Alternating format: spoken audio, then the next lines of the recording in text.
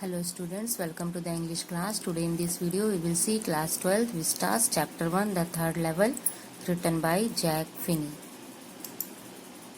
First of all we will see something about the chapter. We will see the theme of the chapter. Theme of the chapter is human tendency to move between the past, the present and the future. Past में, present में और future यानी कि बीते हुए कल में, वर्तमान में और फ्यूचर में यानी भविष्य में घूमते रहने की जो टेंडेंसी होती है मनुष्य की, वो इस चैप्टर में शो किया गया है.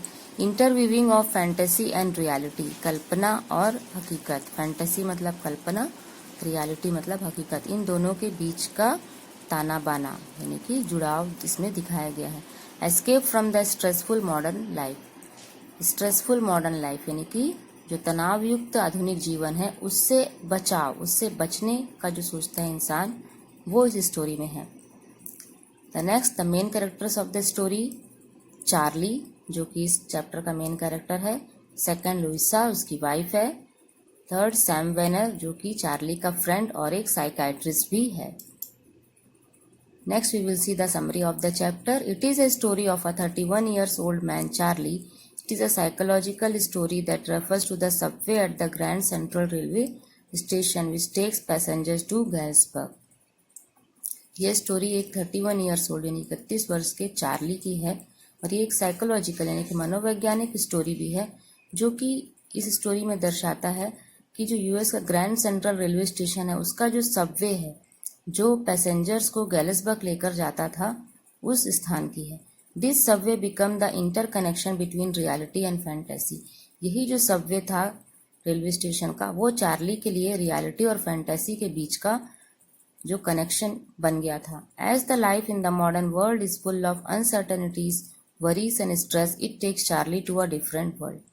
जैसा कि जो मॉडर्न वर्ल्ड है, आधुनिक जो दुनिया है, it is full of uncertainties यानी कि अनिश्चितताओं से भरी हुई है. वरीज यानी कि चिंता है, स्ट्रेस तनाव है. तो ये सारी चीज़ों के बीच में से जो सबवे था ग्रैंड सेंट्रल रेलवे स्टेशन का वो चार्ली को एक दूसरी ही दुनिया में लेकर चला जाता है.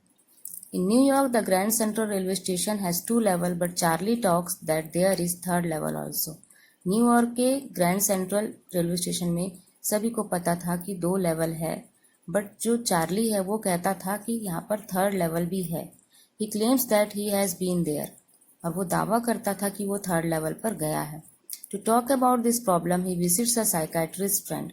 और इस प्रॉब्लम्स के बारे में बात करने के लिए वो अपने एक मनोचिकित्सक के पास जाता है जो कि उसका मित्र भी था. He calls it a walking dream wish fulfilment.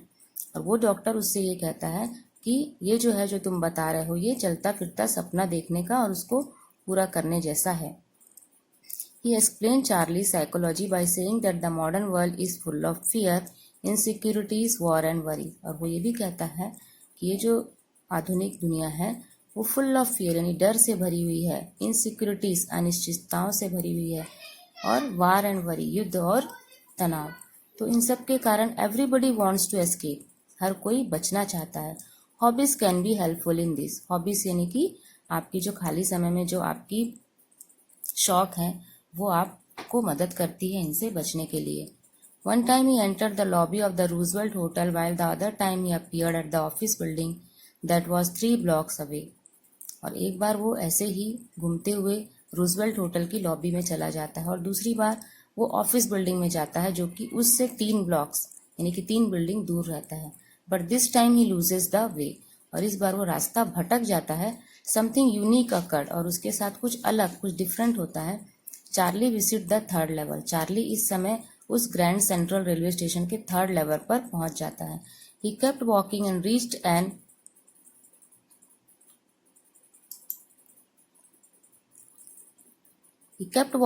Reached N architecturally old station. वो चलता रहता है और एक जो पुराना स्टेशन है उसकी जो बनावट है वो पुरानी है वहां पहुंच जाता है.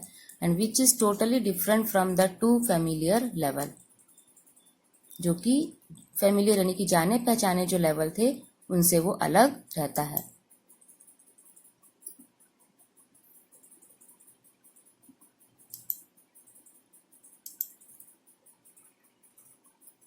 There was a small room with few ticket counter, train gates and a wooden information booth.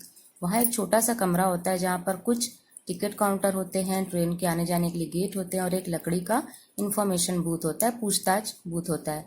और reminds him of the architecture of 1800s, उसको 1800 के जमाने की आर्किटेक्चर का उसको याद वो दिलाते हैं। He sees the people in outdated outfits, outfit यानी कि कपड़े, वो ऐसे लोगों को देखता है जो पुराने कपड़े पहने रहते हैं, पुराने फैशन के। He notice the newspaper the world, जिसमें लिखा रहता है 11 जून 1894, और वहाँ पर वो न्यूज़पेपर भी देखता है जिसपे डेट डली हुई रहती 11 जून 1894। When he tries to buy 2 tickets, he realizes that he needs old currency, और जब वो 2 टिकट खरीदने की कोशिश करता है तो उसे ये महसूस होता है कि उसको तो पुरानी करेंसी चाहिए, अब तो ये पैसे नहीं चलते। तो he always wanted to travel Galesburg city in Illinois, United state, वो हमेशा गैलिसबर्ग जाना चाहता था अपनी वाइफ के साथ। गैलिसबर्ग यूनाइटेड स्टेट का एक सिटी है, तो वो जाना चाहता था अपनी वाइफ के साथ, और उसको टिकट खरीदने के लिए पुरानी करेंसी चाहिए। इन हिज हेड यानी कि मेमोरीज, याद में, it is a wonderful town still with big old frame houses, huge loans and ट्रेमेंडस trees, और उसकी मेमोरीज में, उसकी याद में, वो अभी भी वो जो शहर वो कैसा था, बहुत बड़े बड़े घर, बड़े बड़े आंगन और बहुत सारे पेड़। The place has pleasant and long summer dusk, और वो जो जगह थी बहुत सुखदाई थी, और वहाँ पर जो समर यानी ग्रीष्म के, गर्मी के मौसम की जो शामें होती थी वो बहुत अच्छी होती थी। And people have ample of time. The next day he exchange $300 to some $200, और वहाँ के लोगों पर एम्पल मतलब बहुत ज़्यादा, उन लोगों के पास बहुत ज़्यादा समय होता था बैठने के लिए, पुराने समय में वो बैठने के लिए बहुत समय होता था, वो उसको बहुत याद था। तो यही सारी चीज़ें याद करके अगले दिन उसने $300 को एक्सचेंज किया कुछ $200 से, और यह सोचकर कि सब चीज़ तो वहाँ पर चीपर यानी कि सस्ता होगा। But he could never again find the corridor that leads him to the 3rd level, लेकिन अगले दिन जब उसने ट्राई किया तो वो उस जगह पर नहीं पहुँच पाया जो 3rd लेवल वो पहले पहुँचा था। When his wife came to know about this, she asked him to stop looking for the 3rd level. जब उसकी वाइफ को पता चला तो उसने उसको कहा कि तुम 3rd लेवल मत खोजो। But afterwards they both started looking for the 3rd level. Afterwards यानी कि बाद में, लेकिन बाद में वो दोनों ही उस 3rd लेवल को खोजने लगे।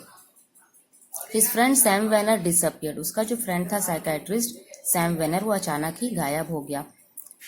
Charlie inherited the hobby of stamp collection from his grandfather. Inherited मतलब विरासत में मिलना।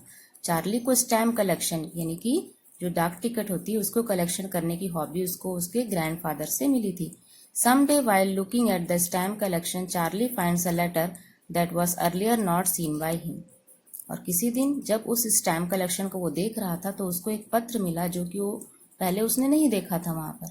Envelope read as 18 July 1894 to Charlie grandfather in Galesburg, और उस लिफाफे पर लिखा हुआ था चार्ली के ग्रैंडफादर का एड्रेस जो कि गैलिसबर्ग का था, और डेट डली हुई थी 18 July 1894। In the letter, Sam tells Charlie that he has reached Galesburg and he invites Charlie and his wife Lucia there. और उसमें सैम ने लिखा था कि वो गैलिसबर्ग पहुंच गया है और चार्ली और उसकी वाइफ दोनों को वहां बुला रहा है। He came to know that Sam has exchanged $800 for old currency. और वो उसने ये भी जाना कि सैम ने 800 पुरानी मुद्रा में किस लिए, टू एस्टैब्लिश बिजनेस इन गैलिसबर्ग, अपना बिजनेस। वो एक साइकेट्रिस्ट था, उस काम को छोड़कर वो गैलिसबर्ग में कोई काम करने के लिए यहाँ से छोड़कर वो चला गया था। तो उसने ये भी जाना कि गैलिसबर्ग में बिजनेस सेट करने के लिए उसने $800 को ओल्ड करेंसी में चेंज करवाया है। तो इस लेसन का कंक्लूजन हम ये कह सकते हैं कि through the chapter the 3rd level the writer shows that how a person want to escape from the insecurities and worries of the modern world to the peaceful world of old time. इस lesson में हमने देखा कि Charlie कैसे पुराने ज़माने में अपने ग्रैंडफादर के ज़माने की जगह पर जाना चाहता था, क्योंकि वहाँ पर लोगों के पास बहुत वक्त होता था बैठने का। तो इस स्टोरी द 3rd लेवल से भी राइटर ने ये शो किया है कि कैसे एक व्यक्ति मॉडर्न लाइफ की इनसिक्योरिटीज से बचने का प्रयास करता है। Writer suggest to escape from the stressful life one can take shelter of different hobbies. और राइटर ये भी कहते हैं कि अलग अलग प्रकार के शौक से भी हम अपने आप को स्ट्रेस से यानी कि तनाव से बचा सकते हैं। And one can find his और हर 3rd level for escaping worries. और अपनी चिंताओं से बचने के लिए हर एक व्यक्ति अपना अपना थर्ड लेवल यानी कि जहाँ उसको सुकून मिले, शांति मिले, खुशी मिले, वो एक थर्ड लेवल वो खोज सकता है। इस लेसन में भी चार्ली जिस जगह पर जाना चाहता था, जिस समय को वो कल्पना कर रहा था, वो एक्चुअल में था नहीं, और उसके फ्रेंड सैम ने अपना थर्ड लेवल खोज लिया गैलिसबर्ग जाकर।